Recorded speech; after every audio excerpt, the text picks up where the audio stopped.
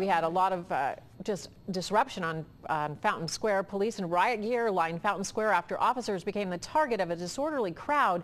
Thousands were on the square for a concert late last night, and part of the crowd became unruly and began launching fireworks at officers. Local 12's Brad Underwood just spoke to a police captain and joins us live. And Brad, what can you tell us? Well, good evening, Paula. Yes, we just got a briefing from Captain Mike Neville down in the Banks substation, the Central Business District office, giving us a little more information on what happened last night and the response plan that police carried out here on Fountain Square last night. As you mentioned, thousands were on the square. Captain Neville telling us 3,000 people down here taking in festivities as well as a concert for the fireworks.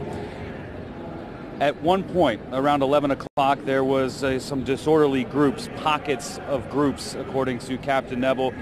And as police tried to break them up, that's when two officers in separate incidents were both assaulted. They have been treated.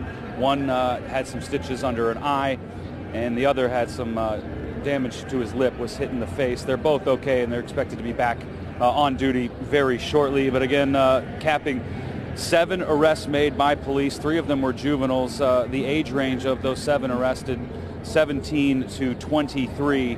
And this is what Captain Neville had to say last night on the scene.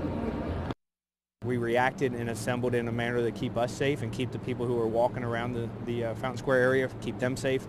So unfortunately, we do have some injuries, but yet at the end of it, I think we reacted the way we should be reacting, professionally, and assembling and structured the way we should.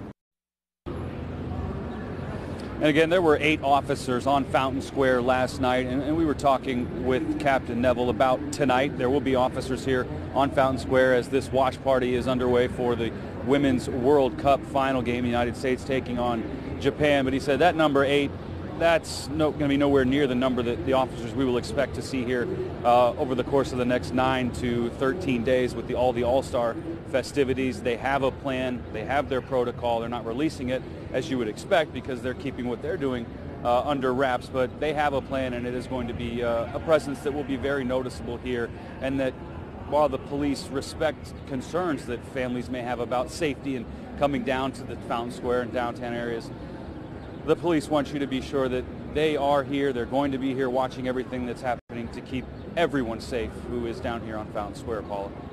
Yeah, Brad, I got to say, when you look at those pictures, it doesn't feel like our city, and this is getting broadcast to the nation when we're going to be on display in a few days. It's real sad.